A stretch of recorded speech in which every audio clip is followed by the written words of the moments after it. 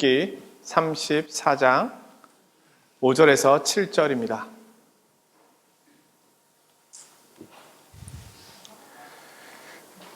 제가 받들어 봉독하겠습니다.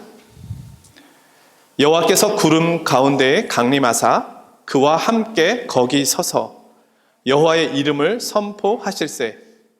여호와께서 그의 앞으로 지나시며 선포하시되 여호와라 여호와라 자비롭고 은혜롭고 노하기를 더디하고 인자와 진실이 많은 하나님이라.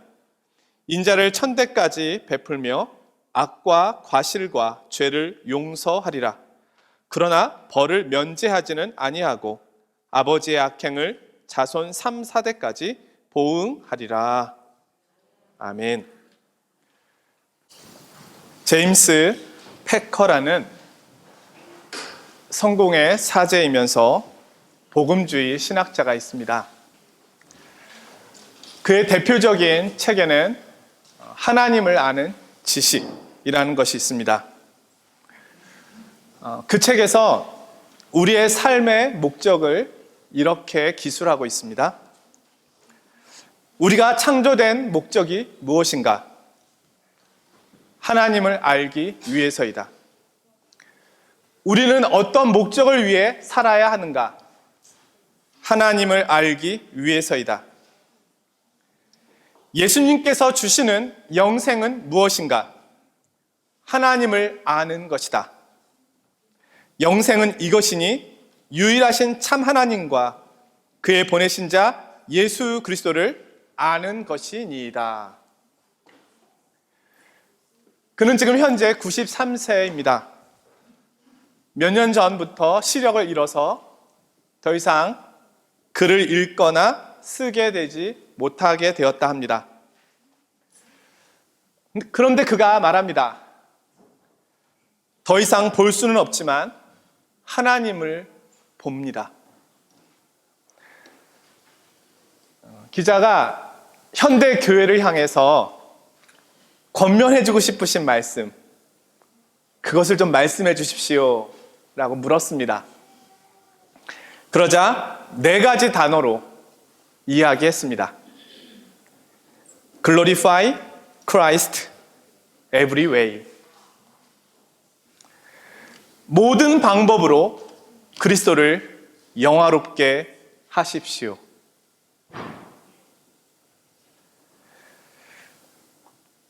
우리는 하나님을 아는 만큼 하나님을 영화롭게 할 수 있습니다. 성경은 처음부터 끝까지 하나님이 누구이신가에 대하여 가르쳐 주고 있습니다.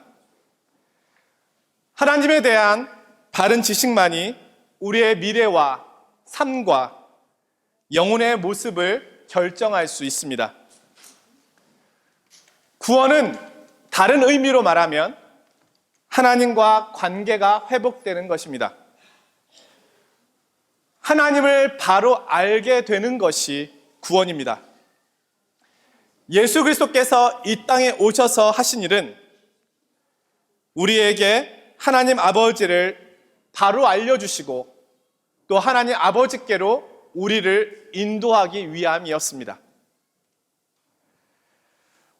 우리가 하나님을 바로 알 때 우리는 구원의 은혜와 축복을 더 풍성히 누리게 될 것입니다.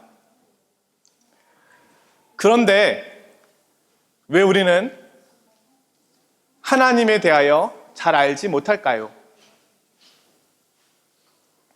안타깝게도 인간에게 있어서는 하나님을 아는 지식이 닫혀져 있습니다.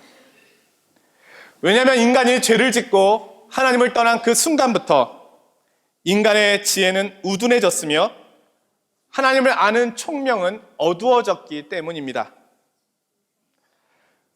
그러나 감사하게도 하나님께서는 자신을 우리에게 알려주셨습니다. 먼저는 창조하신 만물을 통하여 부분적으로 그분의 지혜와 능력을 보게 해 주셨습니다. 자연의 질서와 조화는 설계자가 있음을 우리에게 말해주고 있습니다. 하지만 이것만으로 하나님을 온전히 알 수는 없습니다. 철학과 과학, 인간의 노력과 수고만으로 하나님을 바로 알 수는 없습니다. 우리가 하나님을 바로 알기 위해서는 하나님께서 자신을 우리에게 보여주셔야만 합니다. 우리는 이것을 계시라고 말합니다. 하나님은 자신을 우리에게 더 분명히 보여주셨습니다. 그것이 성경 말씀입니다. 우리가 먼저 기억해야 할 것은 우리가 성경을 떠나서는 하나님을 바르게 알 수 있는 방법이 없다는 것입니다. 우리가 하나님을 알기 위해서는 성경으로 돌아가야 합니다. 구약에서 하나님께서는 특별히 선택된 사람들에게 나타나셔서 그들에게 자신을 부분적으로 보여주셨습니다. 오늘 우리가 함께 읽은 말씀은 모세를 통해 자신을 보여주신 하나님에 대한 이야기입니다. 모세와 이스라엘 백성은 이집트를 탈출하여 홍해를 건너 시내산에 도착하였습니다. 하나님께서는 이스라엘 민족이 세계 모든 민족 위에 뛰어난 민족이 될 것임을, 제사장 나라, 거룩한 나라로 삼으시겠다고 말씀하셨습니다. 내 언약을 지키면. 이스라엘 백성들은 말로만 듣던, 소문으로만 듣던 하나님의 뜻을 듣게 되었습니다. 그리고 이스라엘 백성들은 하나님께서 말씀하시는 계명을 지키겠다고 약속하였습니다. 출애굽기 24장 3절에 여호와의 명하신 모든 말씀을 우리가 준행하리이다. 그러나 계명을 지키겠다고 약속한 이스라엘 백성들은 모세가 시내산에 올라가 더디 내려오는 것을 보고 그동안에 금송아지 우상을 만들어 놓고 잔치를 벌이고 있었습니다. 지난주에 말씀드린 내용이죠. 이스라엘 백성들은 금송아지를 만들어 놓고는 그것이 앞으로 우리를 인도해 줄 신이라고 이야기했습니다. 하나님께서는 그 모습을 보고 이스라엘 백성들에게 진노하셨고 백성 중에 3,000명가량이 죽임을 당합니다. 그리고 모세는 하나님 앞에서 중보의 기도를 드리죠. 그리고 하나님께서는 모세의 기도를 들으시고 이스라엘 백성들을 용서하십니다.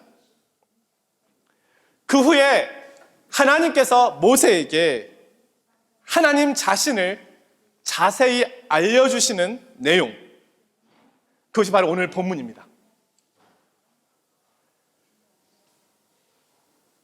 먼저 하나님께서는 자신의 이름을 선포하십니다. 5절인데요. 여호와께서 구름 가운데 강림하사 그와 함께 거기 서서 여호와의 이름을 선포하실세. 자, 어려운 불어를 배울 때 제일 먼저 배우는 거는 인사겠죠. 봉주. 그 다음에 배우는 불어는 뭡니까? 자기소개를 배웁니다. 즈마벨 인창.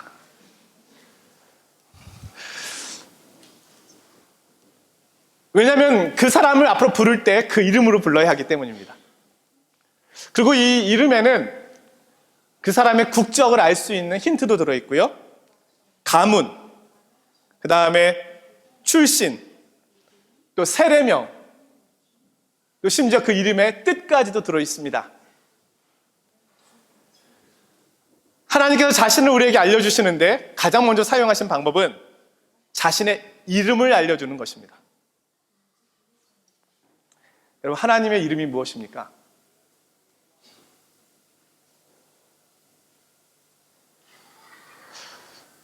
처음 들어보는데요. 하나님의 이름은 하나님 아니신가요? 오늘 나오잖아요. 하나님은 자신을 여호와로 소개하십니다. 성경에서 가장 많이 사용된 하나님의 이름은 여호와입니다. 자, 여호와라는 말은 독일어와 영어 성경으로 번역이 되면서 우리에게 여호와로 전해졌습니다. 근데 원래 이제 히브리어에서는 자음 네 글자로 구성되어 있는데요. 요드, 헤이, 바브, 헤이라고 하는 이 자음 네 글자에 모음을 붙여서 읽은 것이죠. 근데 이 자음 네 글자가 영어로는 Y, H, W, H 또는 J, H, V, H의 음값을 갖습니다. 그래서 여호와 또는 제호바 이렇게 되는 거죠. 유대인들은 오랫동안 이 하나님의 이름을 부르지 않았습니다. 왜냐하면 하나님의 이름을 함부로 부르면 안 되었기 때문입니다. 그래서 그들은 이 글자가 나오면 아도나이로 읽었습니다. 그것은 나의 주라는 뜻입니다. 그래서 지금도 영어 성경 또는 불어 성경에서는 이 여호와라는 말 대신에 더 로드, 불어에서는 르세니에 또는 레테흐네 이렇게 번역이 되어 있습니다. 나의 주라는 뜻이죠. 그리고 현대에서는 여호와의 원래 이름의 값은 야훼다, 그래서 야훼 하나님 이렇게 부르기도 합니다. 그러면 이 여호와라는 하나님의 이름의 뜻은 무엇일까요? 이것은 좀 어렵습니다. 왜냐하면 히브리어 글자는 다 각 자음마다 뜻하는 단어들이 있습니다. 의미가 있습니다. 여러 가지로 해석될 수 있는 가능성이 많이 있습니다. 여호와를 의미하는 네 글자 자음은 요드는 일반적으로 손 또는 권능, 능력, 힘을 의미합니다. 그리고 헤이는 와서 한번 봐라, 한번 봐, 이런 의미를 가지고 있습니다. 또는 계시하다, 나타내다, 그리고 할렐루야라고 말할 때는 찬양하다라는 의미를 가지고 있습니다. 또 바브라고 하는 세 번째 자음은 못을 형상화한 것입니다. 그래서 이것은 어떤 두 가지를 연결할 때 쓰는 갈고리 또는 고정시키는 것, 이런 의미로 사용되어집니다. 그래서 이 네 가지 자음의 뜻을 연결하면 어떤 의미가 되냐면요, 하나님의 손을 보라, 능력을 보라, 한번 와서 그분의 권능을 보라, 그리고 못을 보라, 또는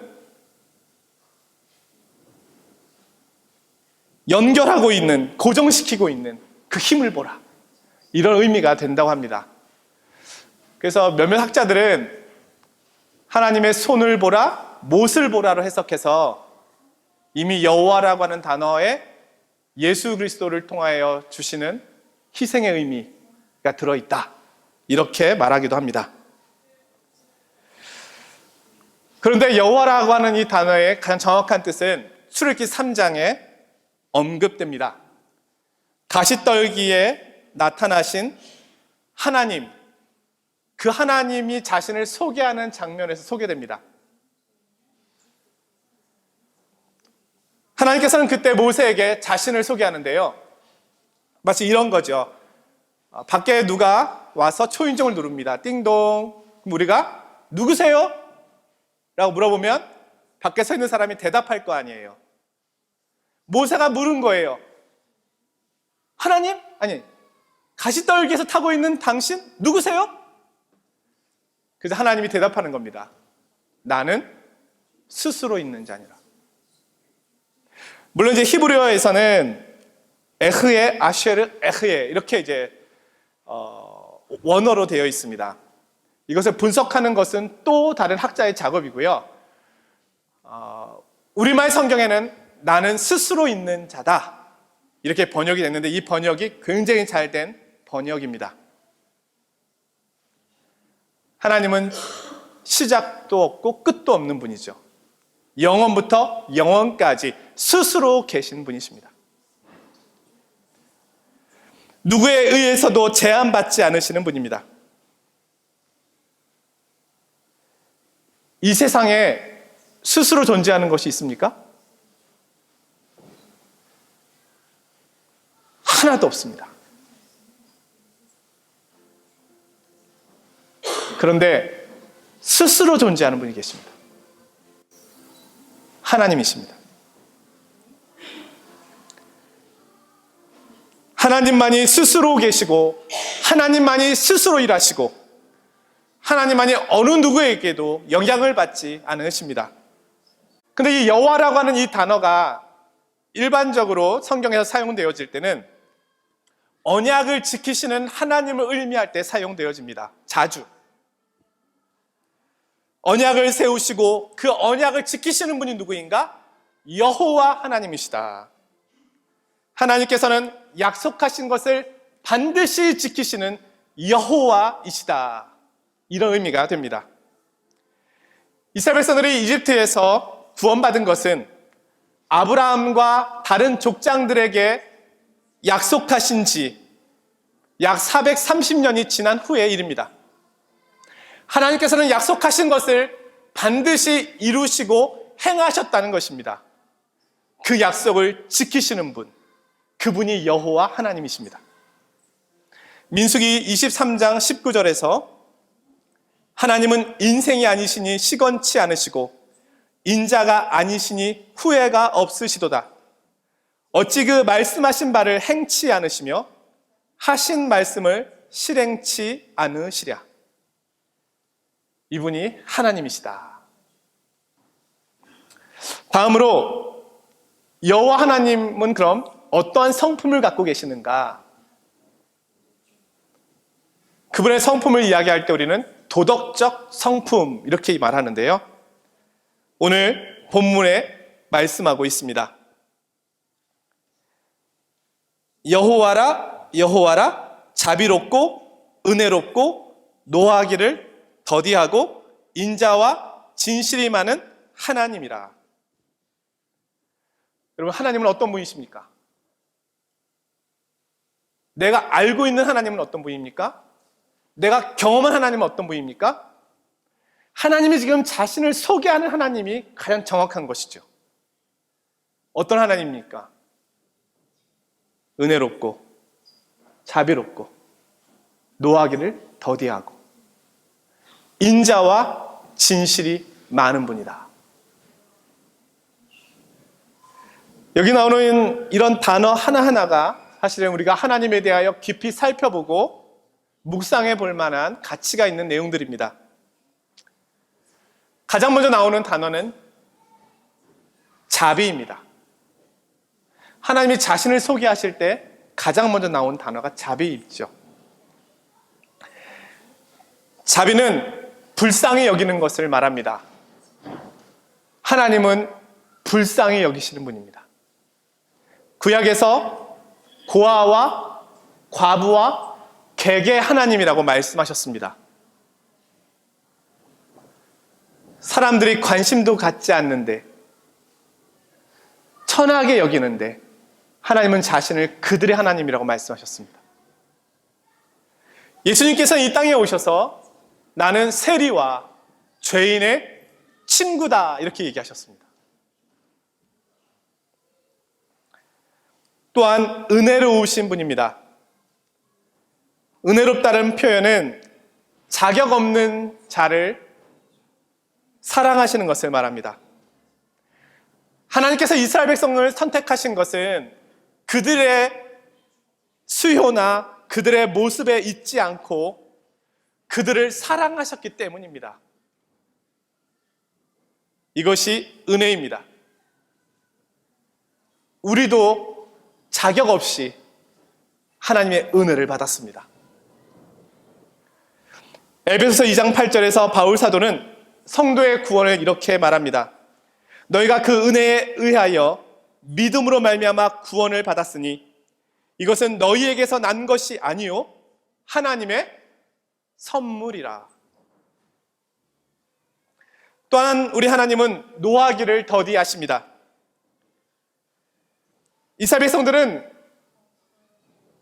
출애굽해서 이집트로부터 탈출해서 가나안 땅에 정착하여 유다와 이스라엘이 멸망하기까지, 구약 성경에서 보면 출애굽기부터 말라기까지 약 1000년간을 하나님의 말씀을 거역합니다. 그런데 하나님께서 그때까지 참으십니다. 여러분, 1000년 동안 참으실 수 있겠습니까?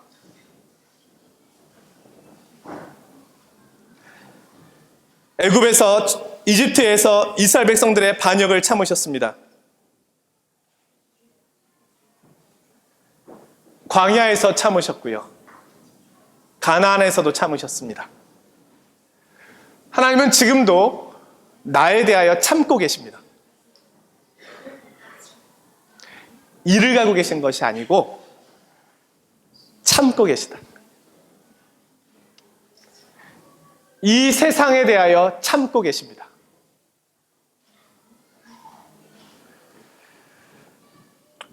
마지막으로 하나님은 인자와 진실이 많은 하나님이십니다. 인자는 사랑으로 번역됩니다. 우리는 구약의 하나님의 모습 속에서 이 신실하신 사랑을 볼 수 있습니다. 다윗의 시편에는 이 하나님의 아름다운 성품, 그것을 노래하며 찬양하며 기도하는 내용이 정말로 많이 나오는데요. 하나만 소개하면요, 시편 86편 15절에 주여 주는 긍휼히 여기시며 은혜를 베푸시며 노하기를 더디하시며 인자와 진실이 풍성하신 하나님이시오니 내게로 돌이키사 내게 은혜를 베푸소서. 주의 종에게 힘을 주시고 주의 여종의 아들을 구원하소서. 시편 136편에는 주께 감사하세. 그는 선하시며 그 인자하심이 영원하미로다. 우리가 하나님의 성품을 바로 알 때 바르게 기도할 수 있습니다. 끝으로 오늘 말씀은 7절에 하나님께서 인자를 1000대까지 베풀고 악과 과실과 죄를 용서하겠다고 말씀하십니다. 대신 벌은 3, 4대까지 보응하겠다 말씀하십니다. 자, 우리의 관심은 어디 있나요? 1000대까지 주시는 복에 관심이 있습니까? 아니면 3, 4대까지 죄에 대하여 보응하시겠다는 부분에 관심이 있습니까? 하나님은 죄를 없다 하진 않으십니다.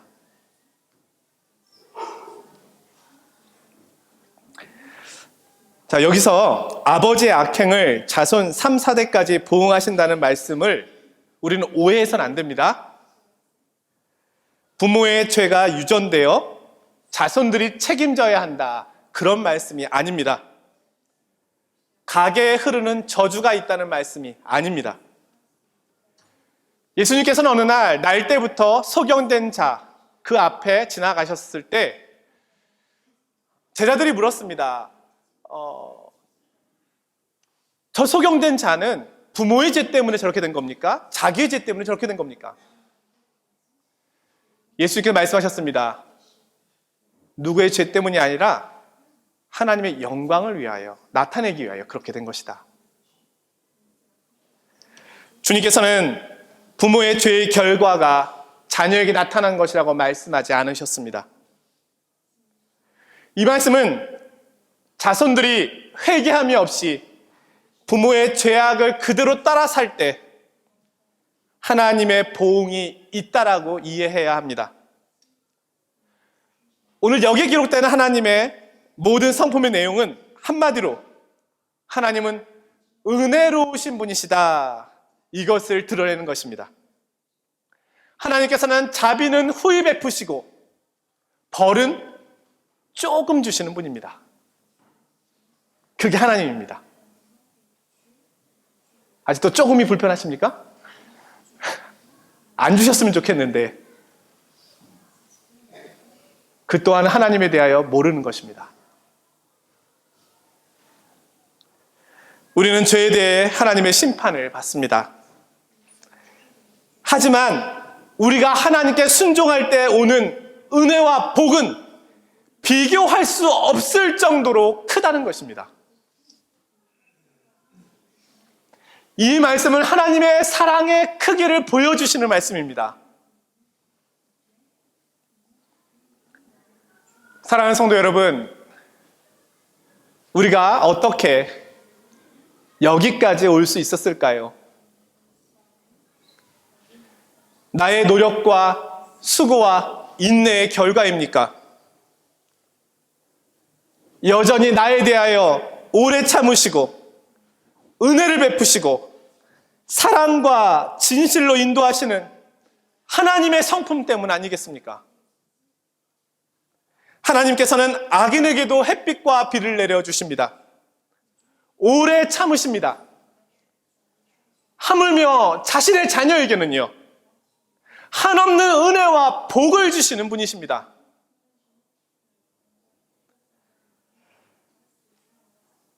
이 하나님의 사랑과 은혜가 우리에게 가장 잘 나타난 곳이 있습니다. 어디일까요?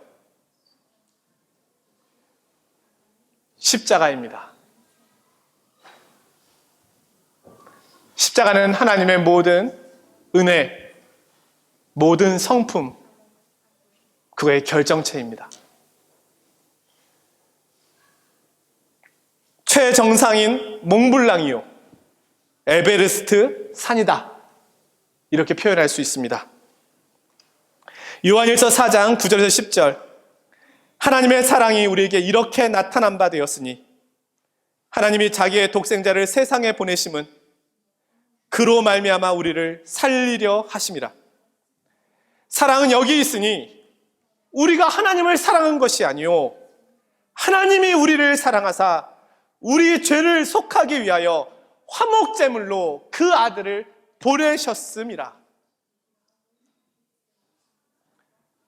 사랑하는 성도 여러분, 하나님은 누구이십니까? 하나님은 자신을 우리에게 보여주십니다. 그분은 은혜로우신 분입니다. 믿을 만한 분입니다.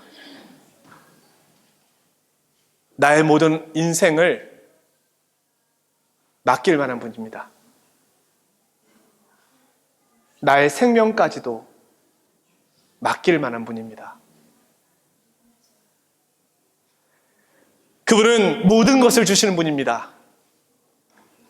나를 위하여 가장 사랑하는 아들, 독자까지 주셨습니다. 그분은 나를 위해 모든 것을 행하시는 분이십니다. 그분은 스스로 이 일을 행하신, 스스로 계신 여호와이십니다. 이 하나님께서 오늘 나를 여기까지 인도하셨고, 나를 부르셨고, 붙드시고, 나를 아시고, 인도하고 계십니다. 2020년 그분이 나와 함께 갈 것입니다. 2020년 올 한 해도 그분이 나를 곁에서 도우실 것입니다. 삶의 자리에서 의심이 들 만한 일이 있을 때, 하나님이 왠지 보이지 않는 것 같을 때, 오늘 이 말씀을 기억하시기를 원합니다. 여호와라, 여호와라, 자비롭고 은혜롭고 노하기를 더디하고 인자와 진실이 많은 하나님이시라. 이 하나님을 따라 걷는 복된 한 해가 되시기를 주님의 이름으로 축원드립니다. 거룩하신 아버지 하나님, 주님의 크신 은혜와 사랑을 감사드립니다. 오늘 말씀은 하나님께서 자신을 우리에게 계시하여 알려주신 말씀입니다. 하나님, 하나님을 더 알게 하여 주옵소서. 더 자세히 보게 하여 주옵소서. 십자가의 사랑을 더 자세히 보게 하여 주십시오. 그 은혜의 깊이와 너비와 높이와 길이 가운데 자라게 하여 주십시오. 그로 인하여 올 한 해도 주님과 함께 동행하는 기쁨과 은혜를 마음껏 누리는 한 해가 되게 하여 주시옵소서. 예수 그리스도의 이름으로 기도드리옵나이다. 아멘.